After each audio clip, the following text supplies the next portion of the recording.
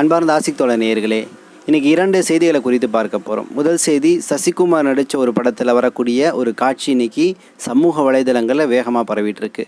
மற்றொரு பக்கம் இன்றைக்கி உத்தரப்பிரதேசத்தில் இருக்கக்கூடிய யோகியுடைய தலையிலே நறுக்குன்னு கொட்டுற மாதிரி அலகாபாத் 2 முஸ்லீம் சகோதரிகளுக்கான நீதியை கொடுத்து ஒரு சம்மட்டை அடி கொடுத்துருக்கு. ஸோ இந்த 2 விஷயங்களை பார்ப்பதற்கு முன்னாடி நமது ஆசிக் தோழர் என்ற இந்த சேனலை மறக்காமல் சப்ஸ்கிரைபர் செய்து உங்களது உறவினர்களுக்கும் நண்பர்களுக்கும் இந்த செய்தியை பகிருங்க. மறக்காமல் கீழே இருக்கக்கூடிய பெல் ஐக்கானை கிளிக் பண்ணுங்கள். இதன் வழியாக நமது செய்திகள் உடனுக்குடன் உங்களை வந்தடையும். வாங்க சம்பவத்துக்குள்ளே போ. அன்பார்ந்த உறவுகளே, முதல் செய்தி, சசிகுமார் நடித்த ஒரு படம். இந்த படம் மை லாடா அல்லது வதந்தியா அப்படின்னு எனக்கு குழப்பமாக இருந்துச்சு. ஸோ படத்துடைய பேர் சொல்கிறேன். இதில் வதந்தி அப்படின்னு சொல்லக்கூடிய இந்த வெப் சீரிஸில் தான் இந்த காட்சி வந்ததான தகவல்கள் கிடைக்குது. அது என்ன காட்சின்னு கேட்டிங்கன்னா, ஒரு 30 நிமிடம் அந்த காட்சி ஓடுது. அதில் சசிகுமார் முழுமையாக ஒரு காவல் உடையை அணிந்து கொண்டு காவலாளியாக வர்றாரு. தாடி முழுமையாக வச்சுருக்கிறாரு. அப்போ எதிரில் நீதிபதி அவங்க அன்யூனிஃபார்மில் உட்காந்து சாப்பிட்டுட்ருக்குறாங்க. பக்கத்தில் இருக்கக்கூடிய பணியால் உதவி செஞ்சிட்ருக்கிறாரு. இப்போ சாப்பிடும் போது சசிகுமாரை நோக்கி ஒரு கேள்வி வைக்கிறாங்க. நேற்று நான் ஒரு நபிமொழி படித்தேன்.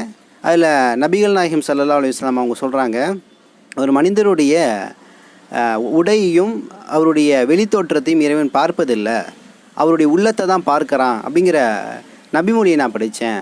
அப்படி இருக்கும்போது நீங்கள் தாடி வைக்கலாட்டி அல்லாஹ் கோவிச்சுக்குவாரா? ஏன் தாடி கண்டிப்பாக வைக்கணுமா அப்படிங்கிற விஷயத்தை கேட்குறாங்க. அதாவது நீங்கள் வெளித்தோட்டத்தை இறைவன் பார்க்கல, உடையை பார்க்கல, அழகை பார்க்கல, உள்ளத்தை பார்க்குறான், அப்போ எதுக்கு நீங்கள் வெளித்தோட்டத்தில் தாடி வச்சுருக்கிறீங்கிற கேள்வியை தான் அந்த நீதிபதி கேட்குறாங்க. ஸோ அதற்கு சசிகுமார் சொல்கிறாரு, நான் அல்லாஹ்வின் மீது பாரம் கொண்டு அவன் மேலே நம்பிக்கை வைத்து நான் இதை பின்பற்றிகிட்டு இருக்கிறேன். என்றைக்குமே அல்லாஹ் மேலே நம்பிக்கை வச்சுட்டு நம்ம எந்த வேலையாக இருந்தாலும் செய்யணும் அப்படின்னு ஒரு உதாரணத்தை சொல்கிறாரு. ஒரு ஒட்டகத்தை நீங்கள் கட்டுறீங்க அப்படின்னா அல்லாஹ் மேலே நீங்கள் பாரத்தை போட்டு ஒட்டகத்தை கட்டுவதற்கான வேலையிலையும் ஈடுபடணும். அந்த கயிறை வச்சு ஒட்டகத்தையும் கட்டி வைக்கணும், இறைவன் மேலே பாரத்தையும் போடணும். அப்படிங்கும் போது நான் எனது நம்பிக்கை பின்பற்றணும்னு முயற்சி பண்ணுறேன்னு சொல்லிட்டு ஒரு தெளிவான விளக்கத்தை சசிகுமார் கொடுக்குறாரு.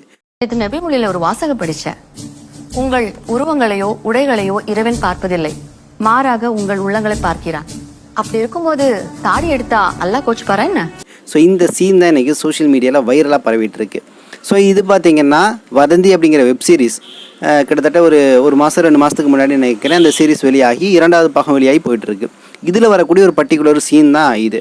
ஸோ இது இந்த காட்சியில் சசிகுமார் முஸ்லீமாக நடிச்சிருக்கிறாரா, அவருடைய கேரக்டர் என்ன அப்படிங்கிறது தெரியல. ஆனால் அது சம்மந்தமான சர்ச்சைகள் இருக்குது. ஜல்லிக்கட்டில் வரக்கூடிய ஒரு நபருடைய பேர் இவர் வச்சுருந்தாரு அப்படின்னு பல விஷயங்கள் பேசப்படுது. ஸோ எது எப்படி இருந்தாலும் இந்த காட்சி சொல்லக்கூடிய செய்தி என்ன அப்படின்னு கேட்டிங்கன்னா, காவல்துறையில் பயணிக்கக்கூடிய முஸ்லீம் காவலர்கள் கண்டிப்பாக தாடி வைக்கலாம் அப்படிங்கிறதுக்கு இந்த சீன் உதாரணம். ஏன்னா இந்த சீன் முடிஞ்ச அடுத்த சீன் எப்படி காட்டுறாங்கன்னா, அந்த கோர்ட்டுடைய சீன்.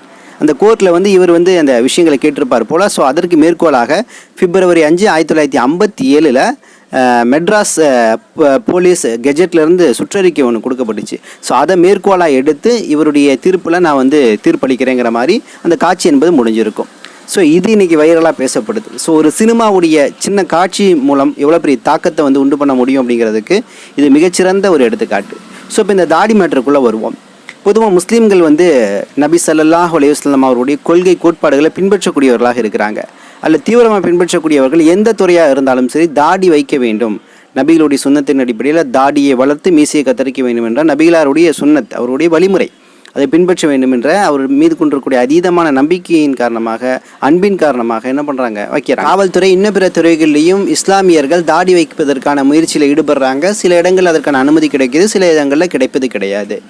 அந்த அடிப்படையில் தான் காவல்துறையில் இஸ்லாமியர்கள் தாடி வச்சுக்கலாங்கிற அனுமதி எங்கேருந்து கிடச்சிச்சு, அது எப்போ பெறப்பட்டது அப்படிங்கிறதுக்கான விஷயங்களை இன்ஸ்பிரேஷனாக கொண்டு தான் இந்த காட்சி என்பது வடிவமைக்கப்பட்டிருக்கு. ஸோ இந்த காட்சியில் வரக்கூடிய பிப்ரவரி 5, 1957 என்ன நடந்துச்சு அப்படிங்கிறத ஒட்டி ஒரு முக்கியமான வழக்கை பற்றியும் இங்கே நம்ம பார்ப்போம்.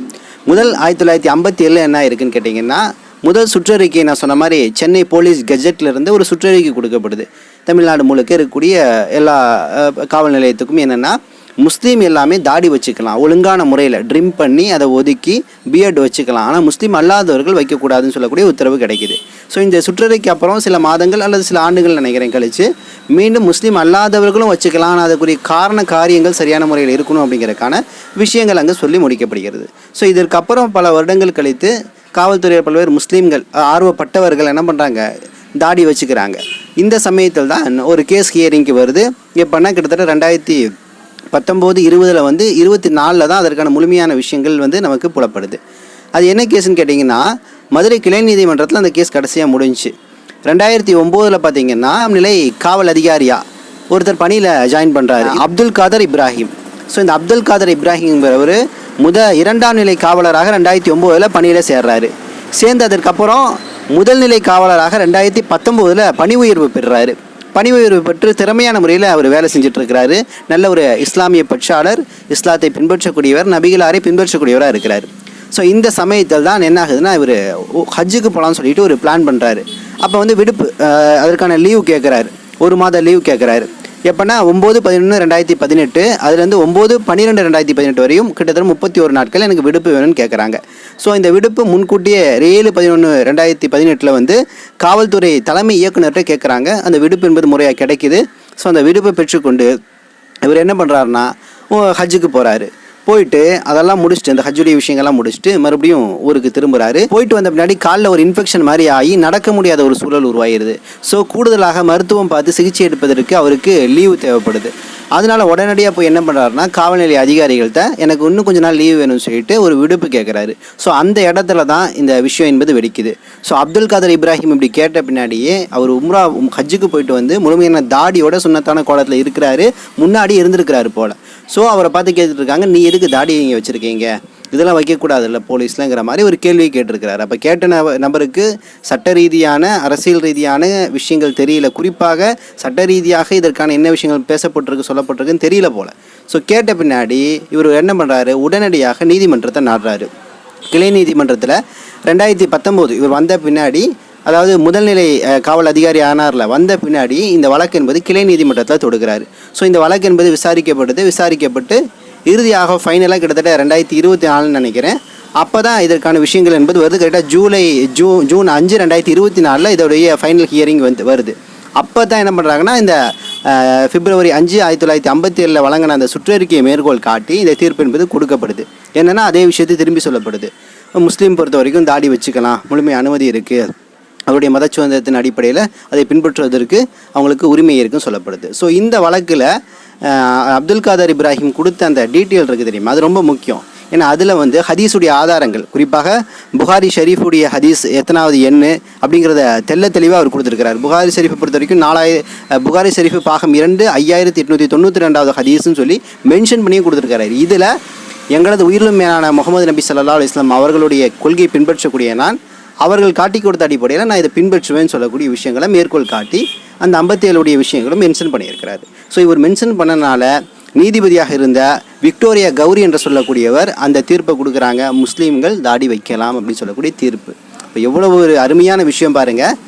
முஸ்லீம்களுக்கான விஷயங்கள் இருந்த பொழுதும் சில இடங்களில் வந்து காவல் அதிகாரிகள் அதை கேள்வி கேட்கும் போது நீதிமன்றத்தின் வாயிலாக அந்த உரிமையை மீண்டும் வந்து நிலைநாட்டக்கூடிய ஒரு வேலையை தான் அப்துல் ரஹ்மான் இப்ராஹிம் என்று சொல்லக்கூடிய இந்த முதல் நிலை காவல் அதிகாரி என்பவர் செஞ்சு காட்டியிருக்கிறார் அப்படிங்கிறது தான் இந்த சசிகுமாரோடைய காட்சி நினைவுபடுத்துது. ஸோ அதனால் காவல்துறையில் பயணிக்கக்கூடிய முஸ்லீம்கள், நீங்கள் வந்து 5 நேரம் தொழக்கூடியவர்களாக இருப்பீங்க. நான் நிறைய நபர்களை பார்த்துருக்கேன், 5 நேரம் வந்து அந்த காவலுடைய உடையோடையும் வந்து தொழுவாங்க. சில நபர்கள் ஜும்மாவுடைய நேரத்தில் கூட பணியில் இருந்தால் கூட எப்படியாவது ஜும்மா வந்து காவலுடைய உடையோடு தொழுவாங்க. பல காவல் அதிகாரிகளை நம்ம 5 கால தொழுகையில் வந்து உடையோட பார்த்துருக்கோம், ஜும்மா நேரத்தில் பார்த்துருக்கோம், பல நேரங்களில் நம்ம பார்த்துருக்கோம். ஸோ அவர்கள் சமூகத்திற்காக காவல் வேலையில் ஈடுபட்டு கொண்டு தந்த மார்க்கத்தையும் பின்பற்றக்கூடிய ஒரு இடத்துல சுதந்திரமாக செயல்படுகிறாங்க. அதனால் இனி காவல் அதிகாரிகளை வரக்கூடியவர்கள் நல்ல ஈமான்தாரிகள், நீங்கள் 5 கால தொழுகையை நிறைவேற்றுங்க. உங்களால் முடிந்தால், நீங்கள் விருப்பப்பட்டால் நிச்சயமாக நபி ஸல்லல்லாஹு அலைஹி வஸல்லம் சொன்னதான அந்த தாடியை பின்பற்றுங்க. அடுத்து அலகாபாத் நீதிமன்றம் உத்தரப்பிரதேசத்துடைய தலைவர் யோகி மண்டலே நச்சுன்னு கொட்டின மாதிரி ஒரு தீர்ப்பு கொடுத்துருக்கு. என்னென்னு கேட்டிங்கன்னா, 2020-21 இந்த காலகட்டங்களில் 20 வயசு ஒரு சகோதரிக்கு, இன்னொரு சகோதரிக்கு 35 வயசு, 2 பேரும் சகோதரிகள். இப்போ இவங்க என்னென்னா இஸ்லாத்தை ஏற்று இஸ்லாமிய மார்க்கத்துக்கு வந்துடுறாங்க. வந்த பின்னாடி அவருடைய தந்தை என்ன பண்ணிடுறாருன்னா, நீங்கள் இஸ்லாமிய மார்க்கத்துக்கு போகிறது தவறுன்னு சொன்னது இல்லாமல் சிறைப்படுத்தி வச்சிடுறாரு. வீட்டில் தான் நினைக்கிறேன். ஸோ சிறைப்படுத்தி வச்சு பல்வேறு மாதங்கள் உள்ளே இருந்திருக்காங்க. ஸோ இறுதியாக ஏதோ ஒரு வகையில் வெளியே வந்துடுறாங்க. வந்த பின்னாடி அவங்க நீதி கேட்டு நீதிமன்றம் போகக்கூடிய சமயத்தில் தான் இந்த தீர்ப்பு என்பது வந்திருக்கு. என்னென்னா, அந்த தனிமைப்படுத்தி வச்சார்ல தந்தை, அவருக்கும் அரசுக்கும் சேர்த்து அலகாபாத் நீதிமன்றம் கிட்டத்தட்ட 25 லட்ச ரூபா அபராதத்தை போட்டிருக்கு. ஸோ இந்த அபராதத்தை இன்னும் வந்து ஒரு 8 வாரத்துக்குள்ளே நீங்கள் கொடுத்துடணும், ஒன்றாவோ தனித்தனியாகவோ கொடுத்துருங்க அப்படின்னு சொல்லியிருக்கு. இந்த தொகையை வந்து இந்த 2 சகோதரிகள் இருக்காங்கல்ல இவங்களுக்கு டிவைட் பண்ணி கொடுக்கணும்னு சொல்லக்கூடிய தீர்ப்பும் அலகாபாத் நீதிமன்றம் கொடுத்துருக்கு. அப்போ இது வந்து ஒரு தரமான பதிலடின்னு சொல்லலாம். சில வருடங்களுக்கு முன்னாடி கேரளாவில் ஹாதியான்னு சொல்லக்கூடிய சகோதரிக்கு இப்படிப்பட்ட ஒரு பிரச்சனை நடந்துச்சு. அவருடைய தந்தை எந்த அளவுன்னு கேட்டிங்கன்னா தனிமைப்படுத்தி வச்சுட்டாரு. மேலும் வந்து சில நபர்கள் அவங்க வந்து முஸ்லீம்கள், குறிப்பாக ஒரு பல்வேறு இயக்கத்தை சார்ந்தவர்கள் மைண்ட் வாஷ் பண்ணி என்னுடைய பிள்ளையை மாற்றிட்டாங்கன்னு சொல்லக்கூடிய குற்றச்சாட்டை முன் வச்சாங்க. ஆனால் ஹாதியாவை பேசுவதற்கு அனுமதியே கொடுக்கல. ஆனால் இறுதியாக ஹாதியா அந்த வழக்கில் வெற்றி பெற்று தனது கணவரையும் வந்து கரம் பிடிச்சாங்க. ஆல்ரெடி அவங்க வந்து இஸ்லாத்துக்காக வந்து இஸ்லாத்தை ஏற்ற பின்னாடி தான் திருமணம் செஞ்சாங்க. ஆனால் திருமணம் செய்வதற்காக தான் இஸ்லாத்தை ஏற்றுக்கிட்டாங்க, கட்டாயப்படுத்தி ஏற்க வச்சாங்கன்னு சொல்லக்கூடிய குற்றச்சாட்டு ஹாதியா வழக்கில் முன்வைக்கப்பட்டுச்சு.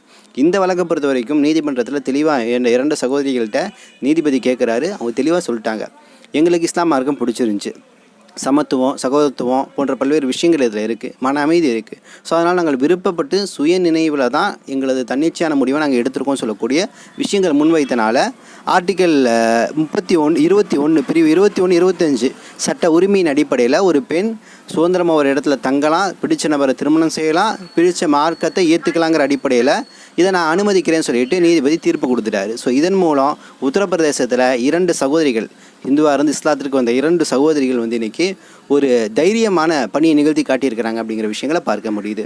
ஸோ இன்னும் சில தகவல்களை திரட்டி கொண்டு இன்ஷா அல்லாஹ் விரைவில் வந்து உங்களை சந்திக்கின்றேன். நன்றி. அஸ்ஸலாமு அலைக்கும் வரஹ்மத்துல்லாஹி வபரகாத்துஹு.